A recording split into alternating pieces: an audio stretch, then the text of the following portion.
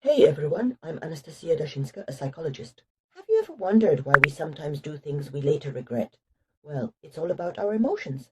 Today we're going to talk about how our feelings can control our actions and how to avoid making impulsive decisions.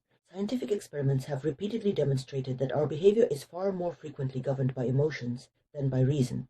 Indeed, in difficult situations, it is easiest to act impulsively, relying solely on emotions and not trying to manage them, then seeking excuses such as "I was too angry" or "I couldn't control myself." In reality, the interval between an impulse and a real action is only zero point 0.2 seconds. This time, it is not so easy to prudently abandon an impulsive act.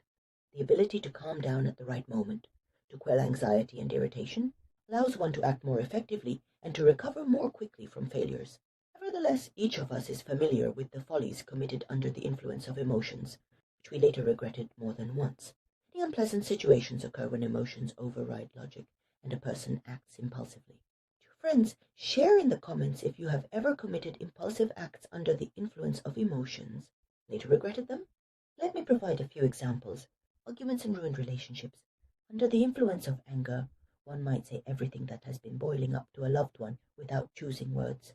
The result, resentment, a cooling of relations, and sometimes a breakup. Why does this happen? Anger intensifies the desire to retaliate with words, forgetting about the consequences. Impulsive purchases. It would seem, what's so bad about buying an expensive thing to lift your mood or treat yourself?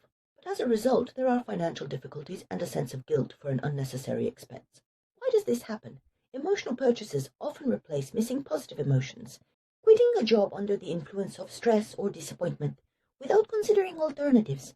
As a result, loss of stability, difficulties in finding a new job. Why? Anxiety or fatigue push towards radical decisions. Posts or messages on social networks. Probably everyone has at least once written an emotional post or sent a message that reflects momentary feelings. The result, a public conflict, a sense of shame, the need to apologize. Why does this happen? One option is weak control of momentary emotions. Moreover, online communication intensifies the desire for instant expression of emotions. A more dangerous example, negligence of safety. Under the influence of fun or excitement, violate traffic rules, or risk your life by performing an extreme act. Result, accidents, injuries, or at least fines. What is the reason? Joy and adrenaline reduce the sense of danger. Another everyday example, decisions made out of reality, starting with checking a partner's phone, ending with open accusations and scenes of jealousy. As a result, distrust, deterioration of relations, and possibly a breakup. Why is this happening? Jealousy breeds fear of loss, which overshadows rationality. One can also add to the list spontaneous confessions or promises. For example, under the influence of euphoria, confess love or make a promise that cannot be kept. Result, you will not meet expectations, which will generate resentment. Why? Because joy or enthusiasm overshadows common sense. As you can see, every emotion tells us something, but very often we don't hear it or don't understand it. Get ready to take notes. Today, I'm going to explain what your emotions are really trying to tell you. While you're here, don't forget to subscribe for more psychology tips and tricks to improve your life.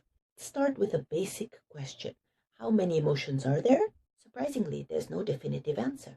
However, most research agrees that there are basic emotions that are universal to all humans, and their combinations. Paul Ekman, a leading researcher on emotions, identified 6 basic emotions: joy, sadness, fear, anger, disgust, and surprise. Later added a few more: contempt, guilt, and shame. What does each emotion tell us? Joy indicates that things are going well, your needs are met, and you're in harmony with yourself and the world.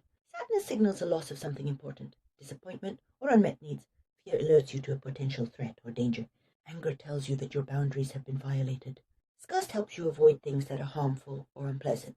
Surprise helps you quickly assess new situations. Contempt shows that you feel superior to someone else. Guilt indicates that you've done something wrong. Shame suggests that you feel inadequate or unworthy. Emotions can also combine to create more complex feelings. For example, envy is a combination of sadness and anger. Gratitude is a blend of joy and respect. Nostalgia is a mix of sadness and joy. Love is a combination of joy, surprise, and closeness. Jealousy is a mix of anger, fear, and sadness. Hope is a combination of joy and fear related to anticipation. Shame is a mix of fear, sadness, and self-criticism. Every emotion is a message from your body and mind. Understanding these messages can help you make better decisions and live a more fulfilling life. How to avoid making mistakes when you're emotional. First, pause before acting. Take a deep breath and think before you react. Even better, count to 10. Then ask yourself, what am I feeling right now? Have a conversation with yourself. Imagine giving advice to a friend who is in your situation. By the way, very soon there will be a video on my channel about how to properly recognize your emotions. We'll share with you an exercise that trains your reaction in unexpected situations. So be sure to subscribe so you don't miss it. The last piece of advice that can save you from many follies: make important decisions while you are in a state of strong emotions. The conclusion is this: emotions should not control you. You can learn to control them in order to act consciously and avoid unnecessary consequences. Like this video, if you found it helpful, leave a comment and see you in the next one.